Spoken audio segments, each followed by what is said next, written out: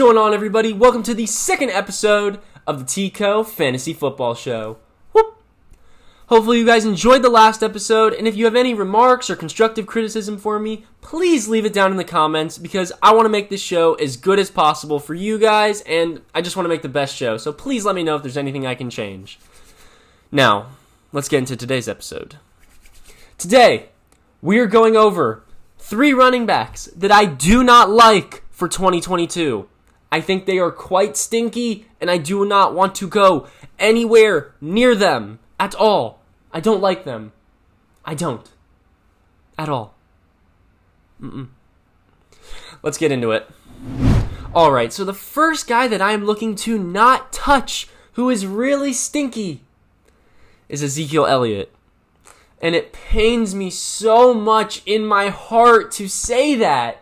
I have drafted Ezekiel Elliott every single season, almost every single season, since his rookie year in like every single one of my leagues, and it really pains me to say this, but he's old. And he's given up touches to Tony Pollard, and he's not the same Zeke he used to be. Somehow, someway, he finished the season as the RB6 this year. And we're going to look at this at the beginning of next season and say, oh my god, he finished as RB6, maybe he's not that bad, maybe we should use a first round pick on him again. No. We are going to break the cycle. We are not going to draft him again. We are done. He's done for. He only finished as the RB6 because so many other running backs got hurt. And so, he's just not that guy anymore. He really isn't. And it just makes me so sad to say that, but he's not that guy. I think next season he's going to go around the second round range. And I'll tell you right now, I'm not taking him there either because he can't provide the same value he used to. Maybe he'll give you 20-point games in the beginning of the season, but who cares if he gives you 20-point games in the beginning of the season if he's not there and good in the end? It doesn't matter how you finish. No, it does actually matter how you finish. It doesn't matter how you start. It matters how you finish. And he's not a finisher. He's not. Oh, and let me give you another one. Someone's going to say out there, oh, he got a PCL injury, and that was why he wasn't good this year, is because he was injured, and he played through an injury, and it was all a problem, and he needed to figure out his way. No. It doesn't matter whether he gets hurt or doesn't get hurt. He's not going to be the guy he used to be, and there's nothing we can do about it. It's age, it's regression, and it's tough. And it's also Tony Pollard. And I would draft Tony Pollard. Get yourself some Tony Pollard. But it saddens me to say it, but Zeke's a stinky guy, and we can't draft him anymore, boys. We can't. We got to end the cycle, and this is the year we're going to end the cycle. So Zeke is the first stinker. Alright, so my second guy is not quite stinky yet, but he's going to be stinky next season. It's James Conner. James Conner is going to be 27 years old at the start of next season. He's actually 2 months older than Ezekiel Elliott. Bet you didn't know that. And I have one really big problem with James Conner. He doesn't have any good stats besides his touchdowns. He is super duper touchdown dependent.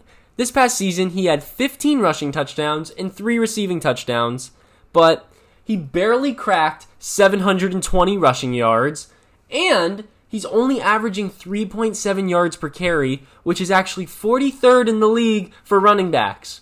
So the only thing he has going for him is the fact that he scores touchdowns. And that is not something that we can bet on. That is something we should bet against, if anything. And I personally think that James Conner is going to be taken in the second round, maybe the third round. Maybe he'll fall to the third, but I think his ADP is going to be the middle of the second, back of the second. Maybe some people will go and get him in the beginning of the second. But somewhere around that area is where James Conner is going to go, if he stays with the Cardinals, because he is a free agent this offseason. And so, I don't like him because of that. All he has going for him is his touchdowns. And also, another crazy stat, he has never had a season above 1,000 yards. Even when he was playing at the top of his game when he was a young buck for the Steelers, he did not have a 1,000-yard season. And so that scares me a little bit. I don't like that. I want a running back that's going to go out there and get me 1,000 yards and a couple touchdowns, and I can rely on him on both sides.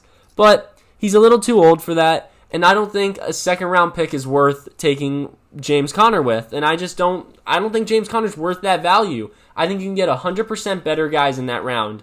DeAndre Swift, Javonte Williams, Cam Akers. Those type of guys are going to be there in the second. And I don't think James Conner is even in the conversation of those guys. I think all three of them are significantly better than him. And if I were you, I'd stay away from him. He's old, and he can't get 1,000 yards in a season. And he's touchdown dependent. Super duper touchdown dependent. Which, you know what I think? I think it's super stinky. I think he's a stinker. James Conner. Don't get him. My last guy is a super controversial guy. You see, he really hasn't played that much in the past 2 seasons. But when he's on the field, he's so good. He's the best running back you can possibly have. It's Christian McCaffrey.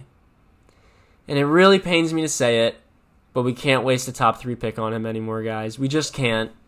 He is so good, but he's played 10 games in the past 2 seasons. And I don't think he's going anywhere anytime soon. I don't think the Panthers are going to trade him, even though there were some talks about it. And if he did get traded, it would be a completely different situation. I would say draft him, draft him, draft him. But I don't think he's going to get traded. And I think the Panthers are going to continue to use him the wrong way. They're going to continue to rely on him so much every single season and bring no other talent in. And he's just going to get hurt every single time, because he's a player who wants to go out there every single play and put his all in. And I have mad respect for that. So much respect. That's why I love this guy. But that's going to be his downfall, because the team sucks. It's a bad team. The Panthers aren't going to be good anytime soon. They have the defense might fix itself, but the offense has so many issues, and I don't think they're going to bring in a quarterback that's good anytime soon. And that's Christian McCaffrey's problem, is the Panthers. It's not him. He's great. It's the Panthers. They're horrible. And so we can't we can't win our fantasy football league in the first round, but we sure can lose it in the first round. And I think drafting Christian McCaffrey is a great way to lose your league, because every single team that I know that's been in any of my leagues for the past 2 seasons that drafted Christian McCaffrey has finished as a bottom 3 team.